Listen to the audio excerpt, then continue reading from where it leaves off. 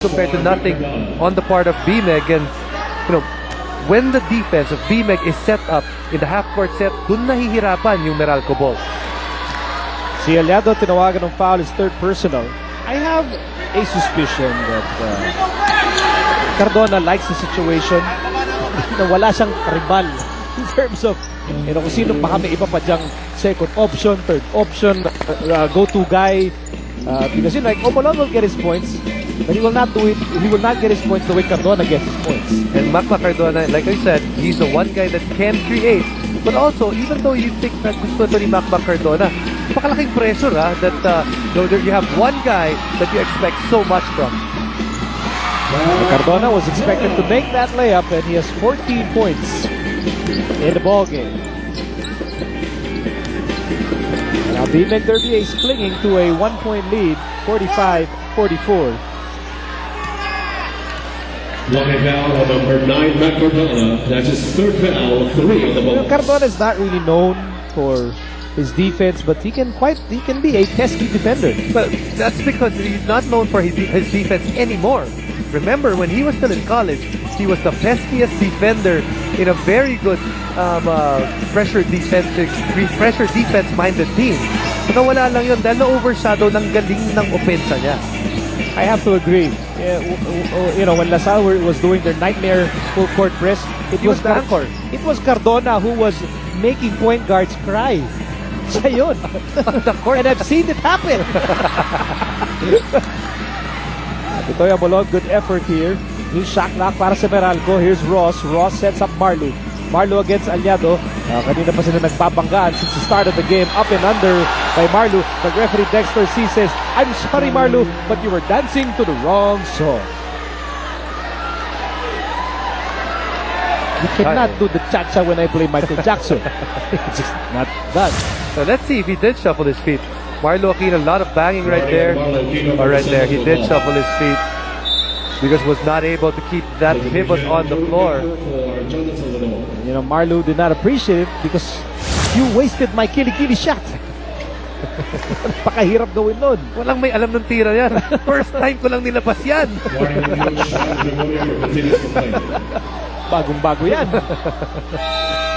With Marlu and Cardona playing together, you probably have two of the most unorthodox scorers in the history of the PBA.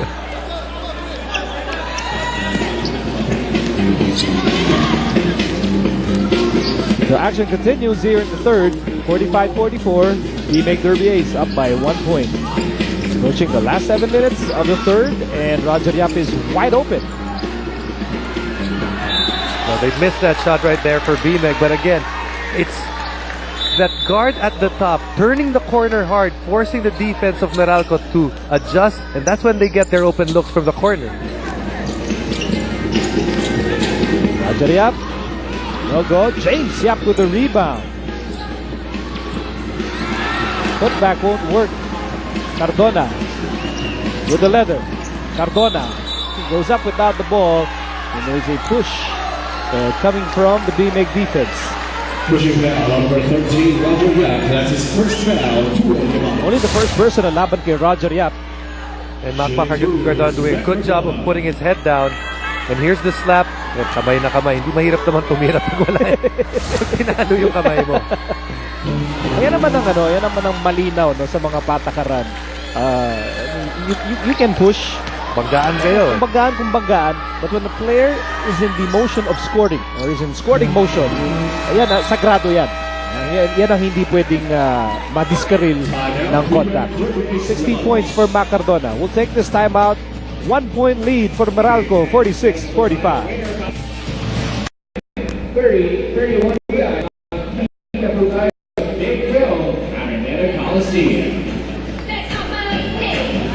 Glad you could join our Wednesday Cuneta crowd, and for PBA updates, yung ating live score, follow us on Twitter.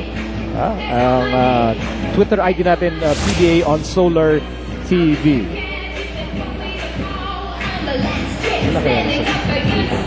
Anyway, Attorney Charlie Cuna and the bombastic Barry Pasqua heading our radio coverage of the PBA games over DZRJ AM 810 kHz, the voice of the Philippines, now transmitting on 50,000 watts of radio power. Sinabi na ngang 50,000 watts eh. Hindi na rin. Barry knows he was on camera. He always knows. He always does. And pretends that he's not on television. We're nearing the halfway mark of the third quarter. Lamang ng isang Meralco, 46-45. Bola ng B-Meg Derby Ace. Roger Yap, who's joined by James Yap, Jonathan Salvador, Jervin Gaco, and Peter June Simon. Talk about a small unit on the floor. Jervin Gaco connects. A good screen on the part of Roger Yap to actually get John Dunn free, because John Dunn was free. Naging madali yung ball movement ng B-Meg Derby Ace. I would expect Meralco. Marlon's just getting beaten up. Then naghahanda rin yung B-Meg frontline. Okay, this is probably the shortest unit. The shortest 5 players together. And here's Marlon wanting to take full advantage of the height advantage of the Bolts. And Salvador says, "Ah, what are you doing?" There's Cardona, shot clock down to 6. Omolon, shot clock down to 3. Ross fires and scores. Loads of confidence that shot would do for Chris Ross. We know Chris Ross doesn't really have a lot of confidence taking from the outside. But right there, yun, maganda yun para sa kanya. Lagpas kalahati na tayo in the third. James Yap will take 2 free throws.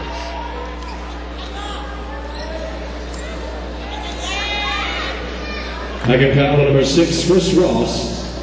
That's his second foul. Second personal laban kay Ross. 2 shots for And the James. 4th team foul against Meralco. Hindi na binilig ni James yung kanyang protective mask. Oh, what a struggle. 2 out of 12 from the field. Ditong si James Yap. Actually started off this third quarter with a 3-point shot, but so far talaga maalat yung shooting nito si James.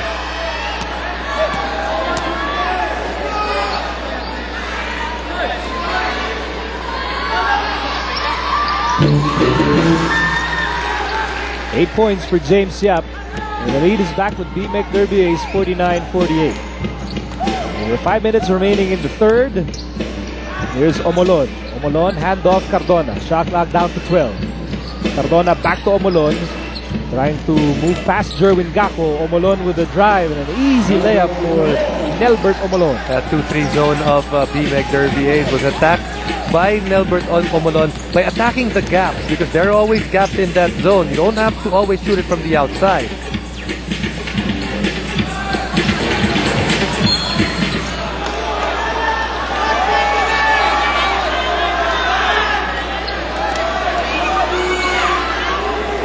Holding foul on number 6, Chris Ross. There's a holding foul against Chris Ross. Shot clock at 14 seconds.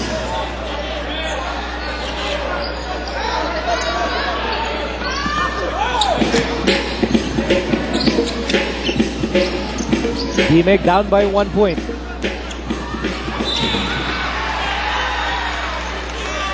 That's a tough matchup for Ross. Natapat siya kay James Yap.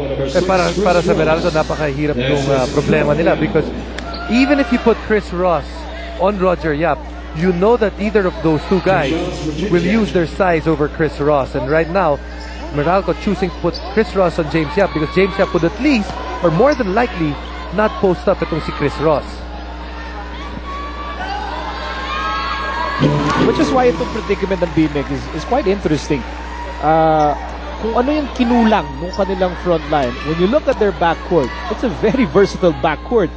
Roger Yap, James Yap, Jonas Villanueva, and Peter June Simon. Those guys are all offensive gunners as well. Yeah, all of them can score. And for Meralco, the biggest problem will always be Roger Yap, just in the sense of what he can do, because he can post up their little point guards, and yung iniiwasan rin ni Coach Ryan Gregorio. Marlu fires it over to Omolon. Omolon.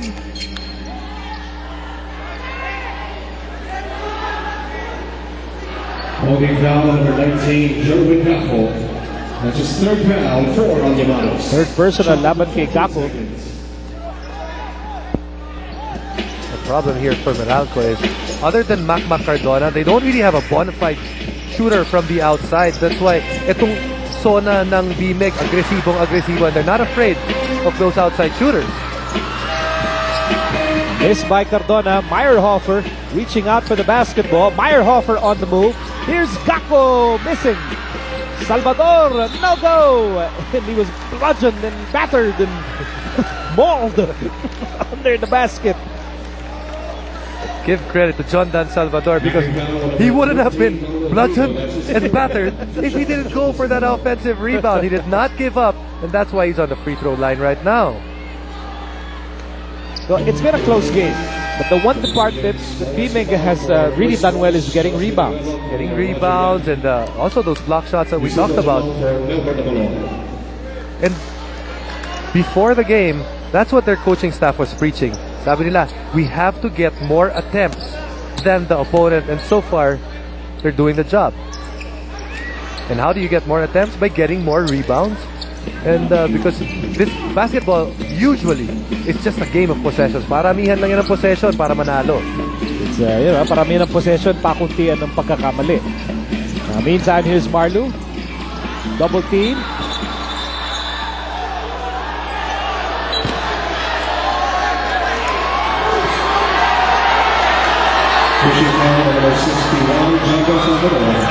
So there's a pushing foul against Jordan Salvador. So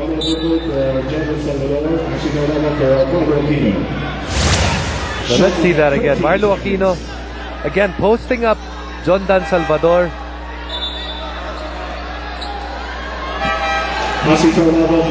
May bangga doon. But you know, John Dan Salvador, you could say went straight up and down, pero may bangga rin na tayo nakita. Yusuf Al-Jamal, I believe, is playing for the first time tonight. And he could be one of those guys. He can be that zone breaker, a guy that BMEG Derby Ace has to respect from the outside.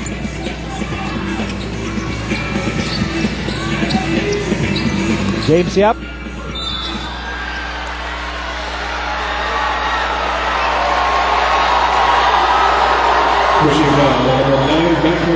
That's his fourth foul. That will be the fourth personal against Mac Cardona. That play deserves a second look. Igor is shaking his head. I'll tell you what, one thing that has changed in this quarter, medyo nagkahangin ng konti. Mga referees natin, because we are in the penalty quite early in this quarter compared to the rest of the quarters. And a lot of free throws being shot, especially by BMEG Derby Ace so far.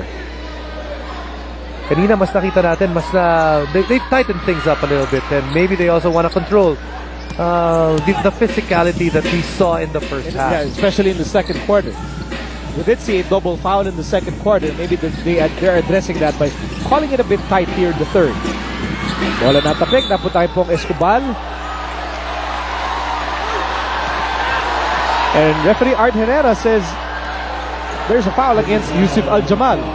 Yusuf Al-Jamal, penalty. That is the first foul on Yusuf Al-Jamal. And maybe that deserves another look as well. Nice block there by Meyerhofer. Tinukuran nga. Tinukuran. Ginawa armrest ng mukha ni Gakpo. Huwag nga naman ganun.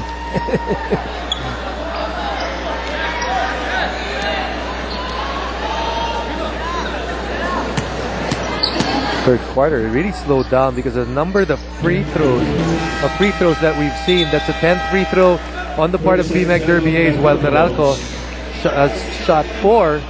So, kaya nakita natin, iba yung flow Iba yung flow na nakikita natin ngayong third quarter. It's a Handy Fix 30-second timeout brought to you by Handy Fix. Ang first aid ng bahay mo. Bonds all and seals all. Score natin 55-50, 5-point lead for BMEG Derby Ace. They're looking for their first win. Meralco, on the other hand, looking for their second win after winning over Ginebra on opening night. 3:27 remaining dito sa third. Referees